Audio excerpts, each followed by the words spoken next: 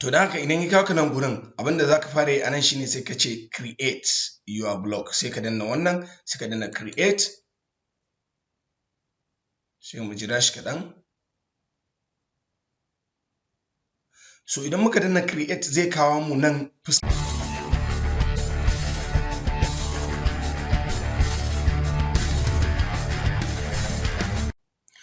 Assalamu alaikum wa rahmatullahi wa barakatuhu. Yan uwa barkanmu da sake kasancewa da ku a wani sabon bidiyo. Wannan bidiyon da zamu yi bidiyo ne da zamu yi shi akan yadda zaka iya ƙirƙiran website.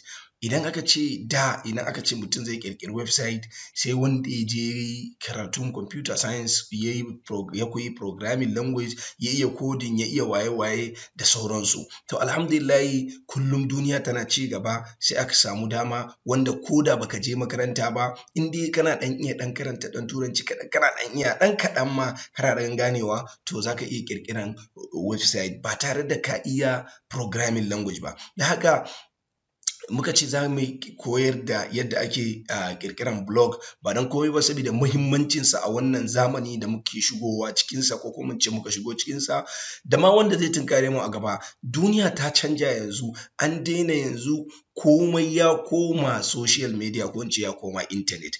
Don haka ko da kasuwanci kake, ko da tallata kayanka kake, ko kuma neman kuɗi kake yi, yanzu akwai hanyoyi da dama da ake amfani da su ta hanyar internet, wanda za ka yi kasuwanci, wanda za ka nemi kuɗi, wanda za ka haɗa manufofinka in kai ɗan siyasa ne, wanda za ka iya ƙirƙira. Kai ko ba don wannan ba ma za ka iya ƙirƙira don ka koya a karan kanka, wanda zai zame maka sana'a ka riƙa yi wa mutane. Saboda muhimmancinsa kuma da ganin ya kamata a ce mutanenmu sun faɗaku da shi, sun fara yi, akan mutum ya je Facebook ya ta posting shirme, aikin banza, gwara ya riƙa yin abin da zai amfanar da shi ta hanya mai kyau. Da haka ba tare da ɓata lokaci ba muka ce za mu ƙirƙiri wannan bidiyo domin mu koya al'umma. So da haka wannan bidiyo za mu yi shi ne akan computer system, ba don komai ba saboda muhimmancinsa. Na farko ka fara kallo a computer, sannan na biyu za mu zo mu yi shi da waya, yadda za ka yi ƙirƙiran blog da waya. To abin da ya sa muka zaɓi mu fara yi a computer shine,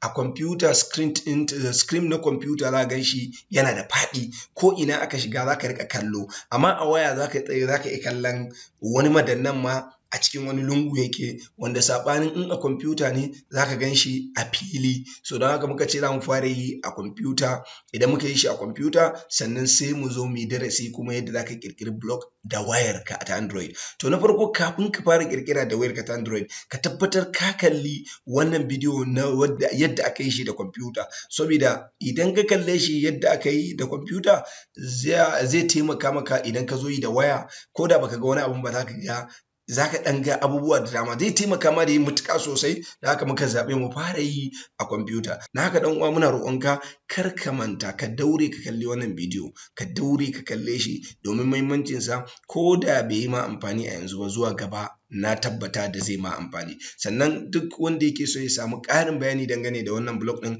zan ajiye link a ƙasan wannan bidiyo da kake kallo. Misali idan ka shigo shi ƙasa, in ka shigo bidiyon ƙasa za ka sauka nan wajen comment, za ka ga link kamar haka, sai ka danna shi. Idan ka danna shi zai kai ka website kamar haka. Idan ya kawo ka website kamar haka, gashi nan zai kama website kamar haka. In ya kama website kamar haka, za ga cikakken bayani akan shi me ma blog ɗin, sannan me amfaninsa, sannan ta yaya ake samun kuɗi da shi, sannan me yasa ake yin sa. Da haka an yi cikakken bayani a wannan website ɗin. Da haka ba tare da ɓata lokaci ba, za mu shiga cikin bidiyon kai tsaye mu fara buɗe shi wannan blog ɗin. So kafin mu fara buɗe wannan blog ɗin shine muna buƙatar akwai abin da ake ce masa template. Da haka idan za ka fara yi, abin da nake so da kai ɗan uwa, idan ka shigo wannan website ɗin da na ajiye link ɗinsa a ƙasa, ka zo ƙasa nan akwai abin da za ka yi downloading, saboda da shi za mu yi amfani. In ka zo ƙasa nan, idan da wayar Android za ka yi amfani sai ka yi downloading wannan,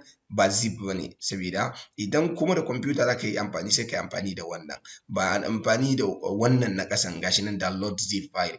Da haka sai ka danna shi, kana danna shi file ɗinka zai yi downloading. Shi kuma wannan shi ma ka danna shi zai baka dama ka yi downloading. Idan da wayar Android za ka yi sai ka yi da wannan, saboda shi ne abin nan ba azif ba, shi kuma wannan azif yake, don haka wannan sai ka buɗe shi. Da haka ba ta ba lokaci ba sai mu zo ka danna wannan, za mu je mu fara ƙirƙira. Da haka mu mun yi downloading wannan zip file ɗin yana cikin kwamfutar mu. Da haka abinda za ka yi kai, abinda za mu fara shiga, abinda ka fara a cikin wannan darasi shine sai ka fara danna don gashi nan, danna nan don buɗe blog website ko website, sai ka danna shi.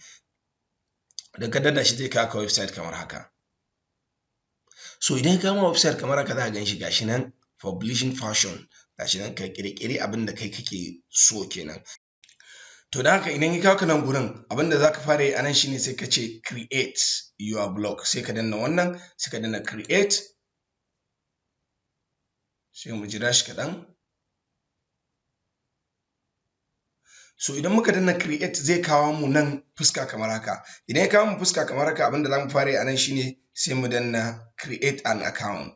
Idan muna da email address, in kana da email address wanda kake da shi kake son ka buɗe blog ɗinka, ma'ana da shi kake son ka buɗe website ɗinka, sai ka danna shi, sai ka sa email ɗinka, sai ka danna next, sai ka sa password. Idan kuma baka da shi sai ka ce create an account. So mu bari mu ce create saboda mafi yawa in baka da shi ma bari mu yi creating. Sai ka danna create account for myself or for my business. In ka ga dama ka buɗe for my business, in ka ga dama ka buɗe for myself. Bari mu ce for myself. Duk wanda ka ga dama za ka iya buɗewa da shi.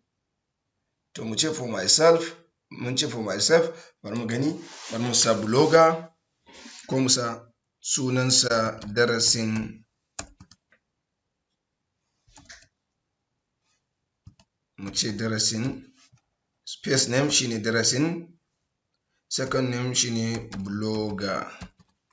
Misali kenan, amma kai in ka ga dama abin da za ka fara yi sai ka sa sunanka, sunan second name ɗinka, sunanka na biyu ko sunan mahaifi ko waye.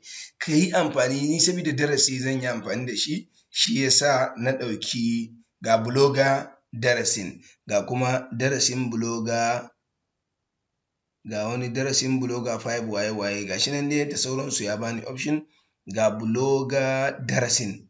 So bari mu ɗauki blogger darasin. Bari mu ɗauki blogger darasin. Idan bai baka option ma za ka iya sa email ɗin yadda kai kake so. So mun ɗauki wannan. So muka ɗauki wannan sai mu sa password. Ka tabbatar wajen password ɗin nan ka haɗa namba da suna da babban baƙi da ƙaramin baƙi saboda muhimmancinsa. To mu ce next mu gani.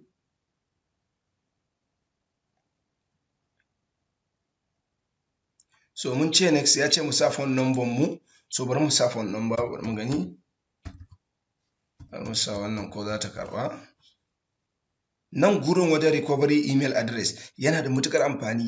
Sai ka sa email address ɗinka, wani email address, saboda ko da an samu matsala ta account ɗinka ko hacking ko ka manta basu ko waye, za a iya cewa ka sa recovery email address. Ma'ana email address ɗin da za ka yi mai, da za ka yi email address ɗin da in an samu matsala za su turo abin nan a cikinsa. So da haka nan gurin na ga nan phone number is optional. Da haka tunda optional ne bari in cire. Sun ce zaɓi ne, phone number ba sai ka sa ba, amma kai ka sa phone number saboda za a turo verification code akan number wayanka. So da haka sun ce is an optional. Nan ma recovery address is an optional. Tunda optional ne ma'ana zaɓi ne, in ka ga dama ne. So da haka bari mu sa password, date of birth misali.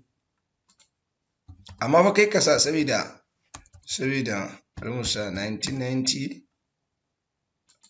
misali. In ka ga dama ka sa custom, in ka ga dama ka sa mail, in ka ga dama ka sa, to sai ka sa duk wanda kake kai ne. To alhamdulillah yanzu mun samu account, mun buɗe email address. Da haka mai suna darasin blogger ko blogger darasin ne, gashi nan dai za mu gani.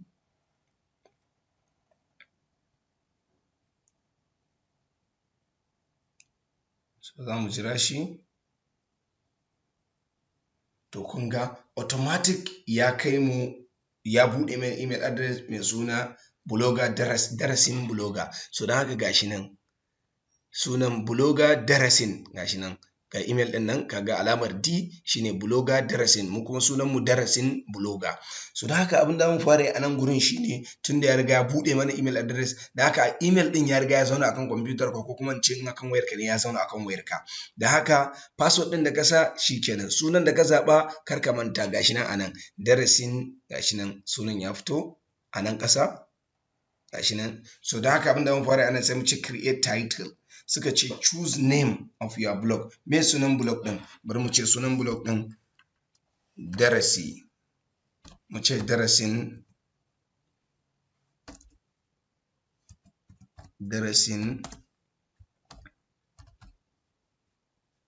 darasin blogger.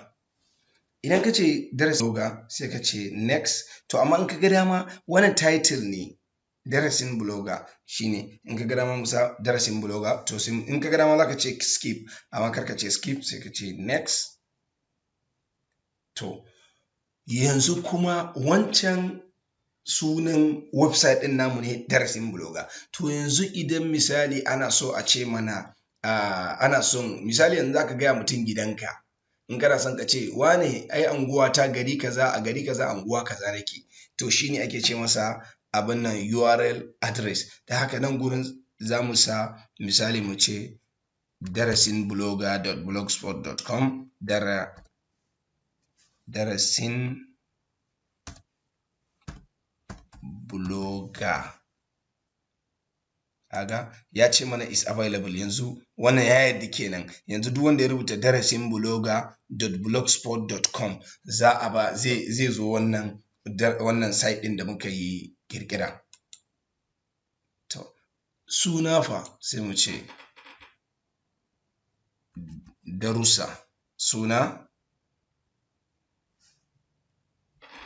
darussa, mu ce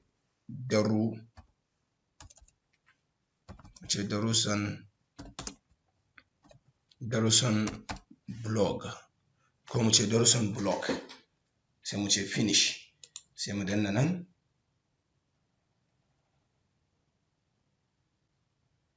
Yawa, to yanzu mun riga mun kirkiri blog. Yanzu mun riga da mun kirkiri mai blog. Ya za a yi mu ga blog ɗin da muka kirkira? So da haka ba tare da lokaci ba, mu haɗu a bidiyo na gaba.